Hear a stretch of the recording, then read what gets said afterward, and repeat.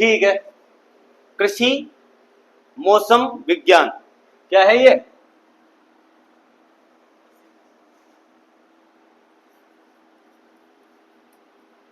कृषि मौसम विज्ञान। अब सबसे पहली बात हमारे सामने निकल के यही आती है कि हमें ये क्यों ही पढ़ना है।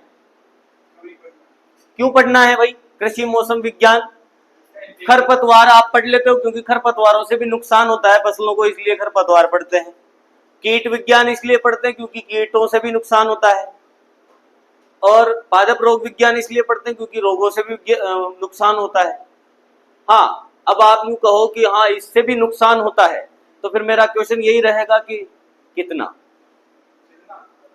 मतलब कितना परसेंट प्रभाव डालता है मौसम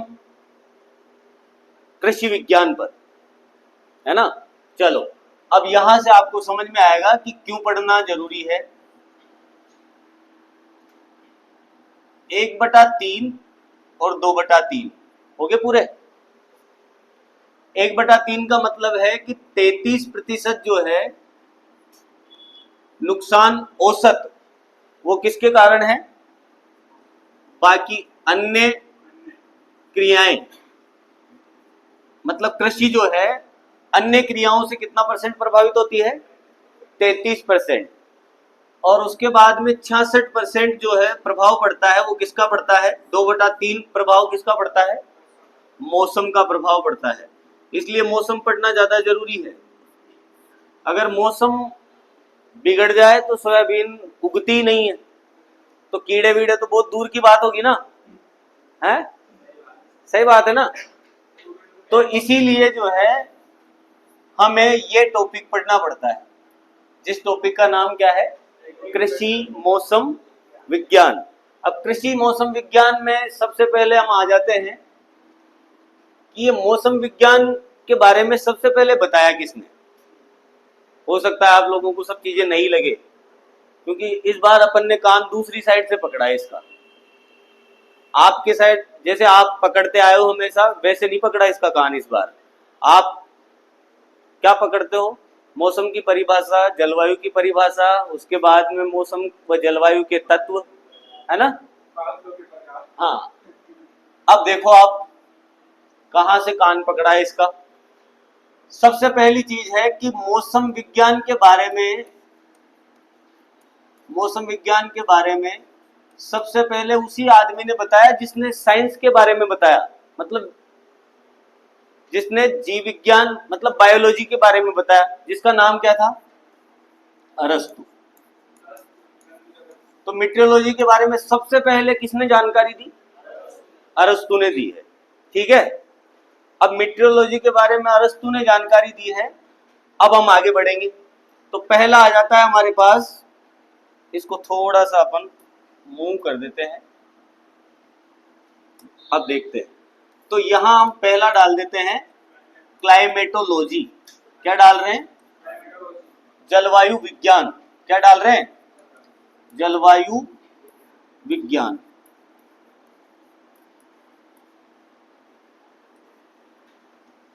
क्लाइमेट क्या है? क्लाइमेट जो है वो क्लाइमा शब्द से आया है। कहां से आया है? क्लाइमा शब्द से।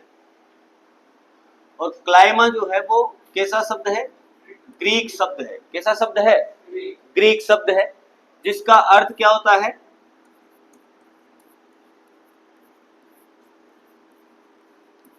स्लोप ऑफ अर्थ, मतलब पृथ्वी का ढलान। पृथ्वी का ढलान ये होता है। अब इसमें जो अध्ययन किया जाता है वो किस चीज का अध्ययन किया जाएगा क्लाइमेटोलॉजी में? क्लाइमेट या स्लोप का, किसका अध्ययन किया जाता है? क्लाइमेट का या स्लोप का अध्ययन किया जाता है। क्लाइमेटोलॉजी अब ग्रीक भाषा का ही शब्द है। क्लाइमेटोलॉजी मतलब पृथ्वी के ढलान का अध्ययन जिसके अंतर्गत किया जाता है उसको हम क्या कहते हैं? क्लाइमेटोलॉजी कहेंगे। कहेंगे ना। लोगस मतलब क्या होता है? Discourse, study. क्या होता है? स्टडी, अध्ययन करना। क्या करना होगा? अध्ययन करना होगा। ऐसे ही हमारे पास जो है शब्द आ जाता है, इसको जोड़ देते हैं हम एग्रीकल्चर से। किससे जोड़ देते हैं? एग्रीकल्चर से। तो एग्रीकल्चर के संबंध में अगर मान लो क्लाइमेट को पढ़ेंगे तो उसे हम क्या कहेंगे? Agri climatology. क्या कहेंगे? एग्री क्लाइमेटोलॉजी कहेंगे। एग्रीकल्चर में अब जो है पशुपालन भी होगा और कृषि विज्ञान भी होगा ना। तो एग्रो क्लाइमेटोलॉजी के बारे में पढ़ते हैं हम। इससे पहले हमें पता लगना चाहिए कि फादर ऑफ क्लाइमेटोलॉजी कौन है? कौन है जलवायु विज्ञान के जनक? तो जलवायु विज्ञान का जनक किसे माना जाता है? कोपेन को माना जाता है। किसको माना जाता है? कोपेन को। क्यों माना जाता है? क्योंकि इन्होंने जो है वनस्पति के आधार पर, वनस्पति के आधार पर वर्गीकरण किया है। किसका? जलवायु का। तो कोपेन को माना जाता है। और अगर हम बात करें कि भारत में किसको माना जाएगा? भारत में किसको माना जाता है? एल रामदास। किसको माना जाता है? एल रामदास को ही क्या माना जाता है? जलवायु विज्ञान का जनक माना जाता है। और एल रामदास को ही क्या माना जाता है? भारतीय मौसम विज्ञान का जनक भी माना जाता है। भारतीय मौसम विज्ञान के जनक। तो फिर मौसम विज्ञान के जनक विश्व में कौन है? विश्व में मौसम विज्ञान का जनक जो माना जाता है वो माना जाता है ल्यूक होवार्ड को। किसको माना जाता है? ल्यूक होवार्ड को माना जाता है। ठीक। अब आ जाते हैं हम एग्रोमीट्रियोलॉजी पर। किस पर आ जाते हैं? एग्रोमीट्रियोलॉजी। मीट्रियोलॉजी क्या होता है? मौसम विज्ञान। ठीक है, मौसम विज्ञान। और मौसम को अंग्रेजी में वेदर कहते हैं। क्या कहते हैं? कितना परसेंट कृषि प्रभावित होती है उससे? मतलब कृषि की कितना परसेंट? 66%। 2/3%।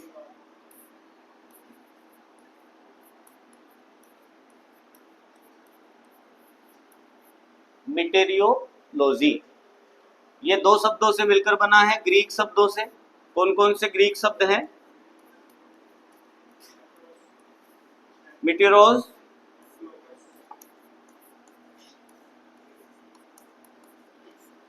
और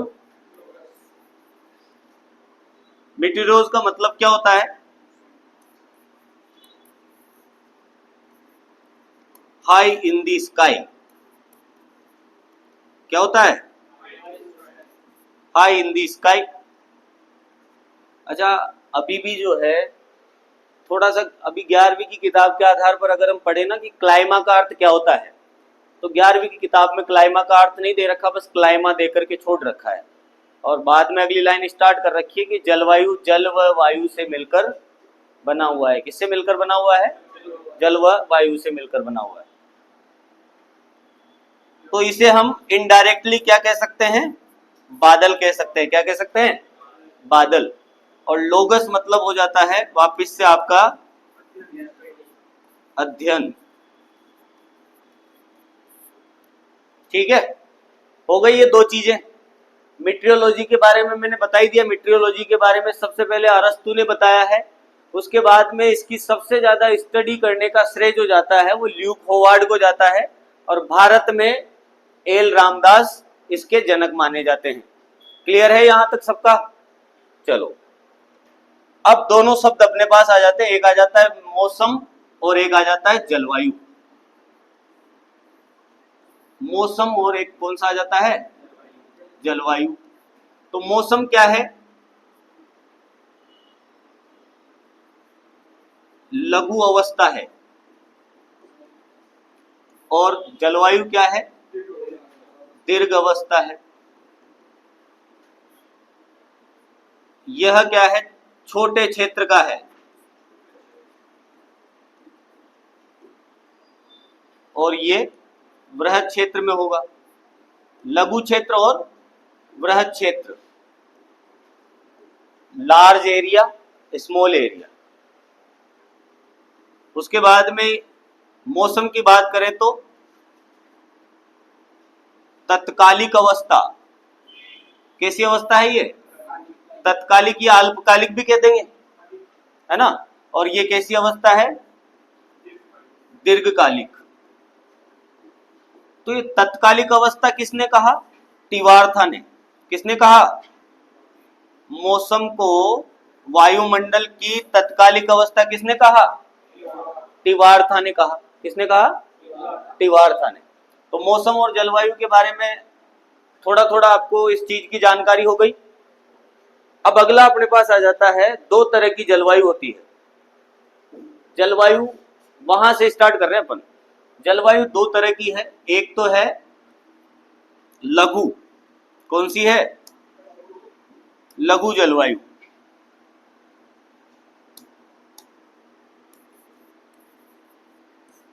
और एक है दीर्घ जलवायु। माइक्रो क्लाइमेट और मैक्रो क्लाइमेट। माइक्रो क्लाइमेट क्या होती है और मैक्रो क्लाइमेट क्या होती है? माइक्रो क्लाइमेट होती है फसल क्षेत्र की जलवायु। कौन सी जलवायु होगी? फसल क्षेत्र की जलवायु, मतलब उसकी ऊंचाई जो है वो 1.5 मीटर। कितनी ऊंचाई? 1.5 मीटर की जो जलवायु मानते हैं हम, मतलब फसल कैनोपी के आसपास की जो जलवायु है। कैनोपी किसे कहते हैं? जैसे मान लो कि ये आपका वृक्ष है या पेड़ है या फसल है, तो इसके आसपास की जो जलवायु होगी वही जलवायु क्या कहलाएगी? आपकी माइक्रो। और दीर्घ क्या कहलाएगी? Global climate. क्या कहेंगे इसको हम? ग्लोबल क्लाइमेट कहेंगे, जो कि एक बड़े क्षेत्र में होती है। इसे हम कह देंगे लोकल क्लाइमेट। क्या कह देंगे? Local climate. ग्लोबल और लोकल समझ में आ गया। दीर्घ जलवायु के केस में अगर हम बात करें तो ये ओपन क्लाइमेट भी कहलाती है। क्या कहलाती है? खुली जलवायु। कैसी जलवायु होगी ये? खुली जलवायु है। तो कौन सी जलवायु को खुली जलवायु या ओपन क्लाइमेट भी कह देते हैं हम? दीर्घ को। किसको कहेंगे? दीर्घ जलवायु को कहेंगे। ये यहां तक आपके समझ में आ गया होगा क्या पढ़ा है अभी तक हमने। ठीक, अब हम थोड़ा सा हिस्ट्री के बारे में बात कर लेते हैं। हिस्ट्री क्या रही है?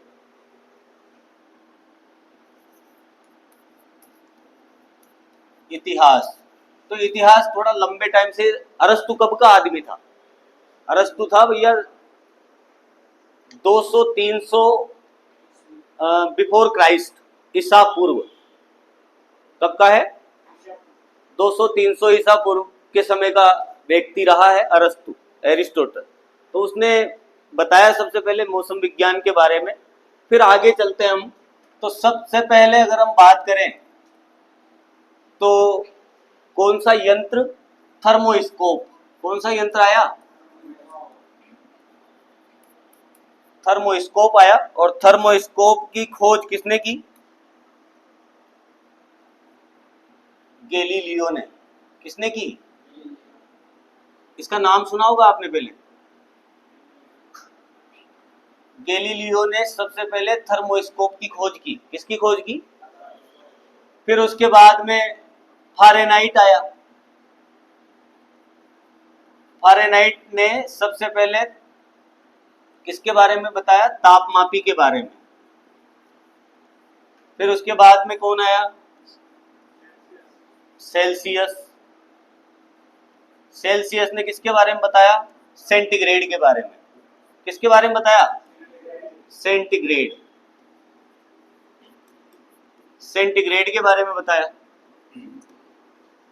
ऐसा ही हुआ है। हम बाद में बात करें तो पास्कल एक वैज्ञानिक भी हुआ, जिसने क्या बताया? वायुमंडलीय दाब के बारे में बताया। किसके बारे में बताया? वायुमंडलीय दाब के बारे में बताया, इसीलिए वायुमंडलीय दाब की इकाई को पास्कल भी कहते हैं। क्या कहते हैं? पास्कल भी कहा जाता है। तो ये कुछ इक्विपमेंट स्टार्टिंग में बने हैं, ठीक है। पेरोमीटर भी बना है बीच में, जो कि काम आता था समुद्र में चलने के लिए। किस में चलने के लिए? समुद्र में चलने के लिए। अब यहां पर हम बात करेंगे, कुछ इंस्टीट्यूट भी है, जैसे कि हमारा आईएमडी, इसी की ज्यादा बात करते हैं हम। आईएमडी कहां पर था ये स्टार्टिंग में? 1875 में इसकी स्थापना हुई ना। कब हुई? 1875 में। कहां स्थापना हुई इसकी? कलकत्ता। कहां स्थापना हुई? कलकत्ता में स्थापना हुई। फिर उसके बाद में इसको कहां शिफ्ट कर दिया गया? शिमला में। कहां शिफ्ट कर दिया? शिमला में शिफ्ट कर दिया। और शिमला के बाद में फिर इसको शिफ्ट कर दिया भैया पुणे महाराष्ट्र में। और पुणे के बाद में इसको कहां शिफ्ट कर दिया? 1942 में दिल्ली में। ठीक, तो दिल्ली में तो वर्तमान में क्या है? ये संस्थान है। इसकी फुल फॉर्म भी देखेंगे अभी। National research centre on medium range weather forecasting, है ना। हिंदी में कहेंगे, क्या कहेंगे? राष्ट्रीय मध्यम, मीडियम को क्या कहते हैं? मध्यम। रेंज को क्या कहेंगे?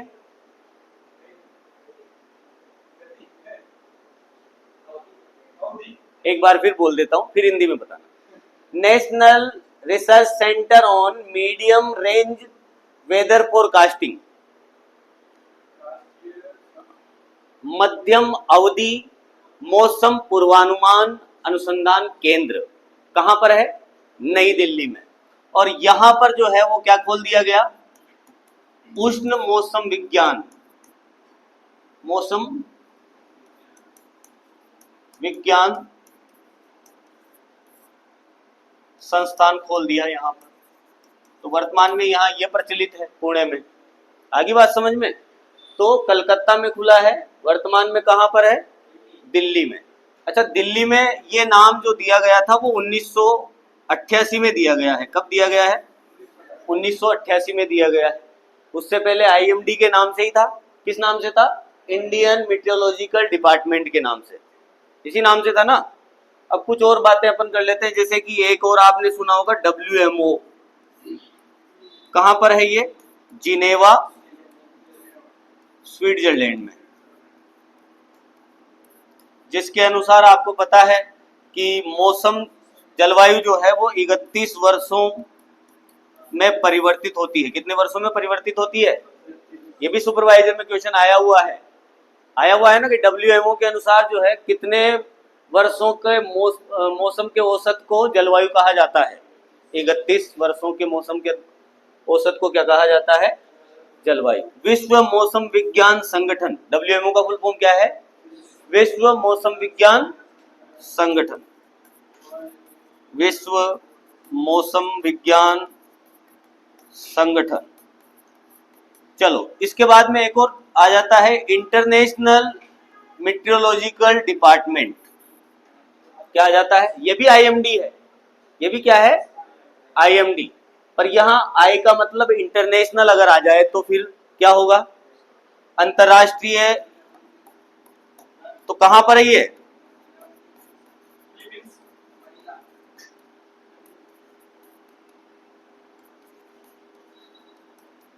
ये है भैया ऑस्ट्रिया में। कहां पर है? ऑस्ट्रिया में है। कहां पर है? अच्छा, एक और चीज है जो मौसम विज्ञान में बहुत ज्यादा महत्वपूर्ण भूमिका निभाती है। कभी कभी तो जो है यह मौसम विज्ञान केंद्रों से भी ज्यादा भूमिका निभाती है। वो संस्था का नाम है इसरो। क्या है? कहां पर है इसरो? बेंगलोर में। कहां पर है? बेंगलोर। कहां पर है? कर्नाटक। इसरो का मतलब क्या है? Indian space research organisation. ISRO की बहुत महत्वपूर्ण भूमिका है भैया। इसरो जो काम करता है वो कोई नहीं करता, है ना। नासा के कंपैरिजन में जाएगा कुछ दिनों बाद में, मतलब नासा से बड़ा काम करने वाला है, ये मान के चलो आप। तो ये इतना तो आप जो है लिख लो इसमें से थोड़ा थोड़ा, या फिर मैं सलीके से ही लिखा देता हूं, इसको एक बार और देख लो आप। ये तीसरा पेज था क्या अपना?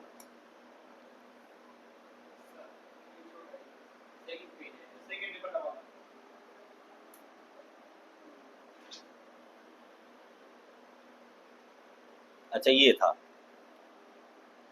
ठीक है, ये तो कर ही देते मंद, इसमें तो क्या बचा।